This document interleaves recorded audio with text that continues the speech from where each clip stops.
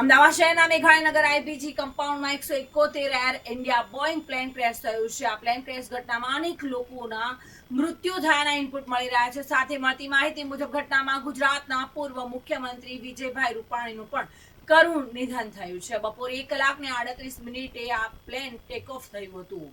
1 કલાક અને 40 મિનિટે આ પ્લેન ક્રેશ થયું હતું. આ પ્લેન બિલ્ડિંગમાં અથડાયું હતું અને આ પ્લેનમાં 200 જેટલા પેસેન્જર અને કાર્ગો પણ હતા. ફાયર અને પોલીસને મેસેજ મળ્યો હતો, જેને પગલે તેઓ ઘટના સ્થળે જવા માટે રવાના થયા હતા. આ દુર્ઘટનાને પગલે તમામ રસ્તાઓ હાલ તો બંધ કરી દેવાયા છે. ત્યારે કોણ છે વિજય રૂપાણી, આવો જાણીશું.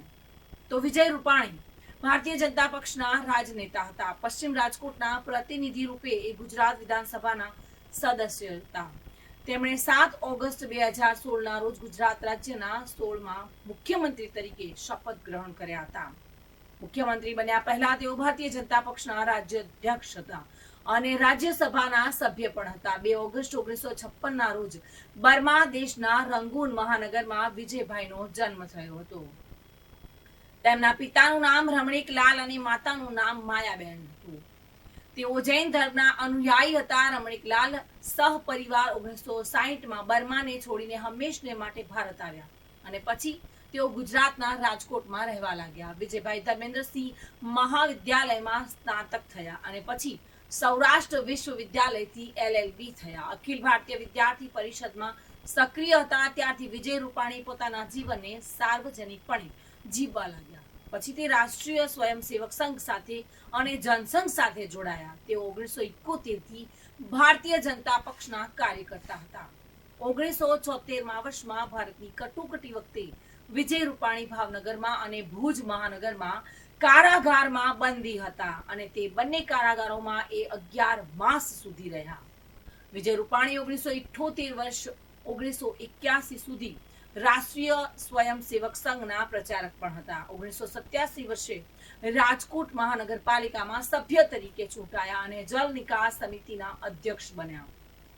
સમયાંતરે વર્ષ એ રાજકોટ મહાનગરપાલિકામાં સ્થાયી થયા અને સમિતિના અધ્યક્ષ બન્યા.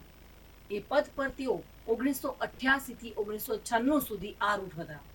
વચ્ચે 1995માં વર્ષે તેમનું રાજકોટ મહાનગરપાલિકાના સ્થાયી સમિતિના અધ્યક્ષત્વે પુનઃચયન થયું. પછી તેમણે 1996 થી 1997 પર્યંત રાજકોટ મહાનગરમાં મેયર તરીકે કાર્ય કર્યું અને પછી 1998 વર્ષમાં ભાજપ પક્ષના ગુજરાત રાજ્ય વિભાગના વિભાગાધ્યક્ષ થયા.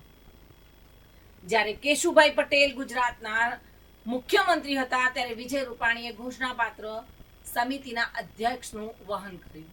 2006 વર્ષ ગુજરાત પર્યટન વિભાગના અધ્યક્ષ બન્યા અને 2006 થી 2012 રાજ્યસભાના સદસ્ય હતા. જ્યારે નરેન્દ્ર મોદી ગુજરાત રાજ્યના મુખ્યમંત્રી હતા ત્યારે વિજય રૂપાણી ભાજપના ગુજરાત વિભાગના 4 વાર અધ્યક્ષ અને ગુજરાત મહાનગરપાલિકાના વિત્ત વિભાગના 1 વાર અધ્યક્ષ બન્યા હતા.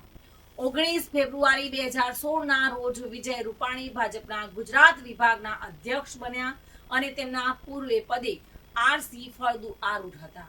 2014 ઓગસ્ટ માસમાં જ્યારે ગુજરાત વિધાનસભાના વક્તા વજુભાઈ પશ્ચિમ રાજકોટના વિધેયકત્વે ત્યાગપત્ર આપી કર્ણાટક રાજ્યના રાજ્યપાલ બન્યા ત્યારે ભાજપ દળ દ્વારા વિજયનું નામાંકન રિક્ત સ્થાનની પૂર્તિ માટે થયું અને 19 ઓક્ટોબર 2014ના રોજ વિધાયક પદના નિર્વાચનમાં વિજય રૂપાણી બહુમતે જીત્યા હતા.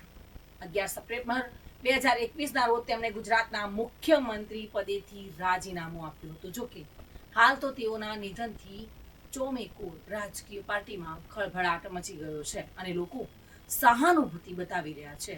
સાથે ભગવાન તેમની સાથે અન્ય લોકો ઘટનામાં મૃત્યુ પામ્યા છે તેઓને પણ શાંતિ અર્પે, પરિવારજનોને દુઃખ સહન કરવાની શક્તિ આપે તેવી પ્રાર્થના કરી રહ્યા છે અને બચેલા લોકો વહેલી તકે સ્વસ્થ થાય તે માટે હાલ તો સૌ કોઈ પ્રાર્થના કરી રહ્યા છે.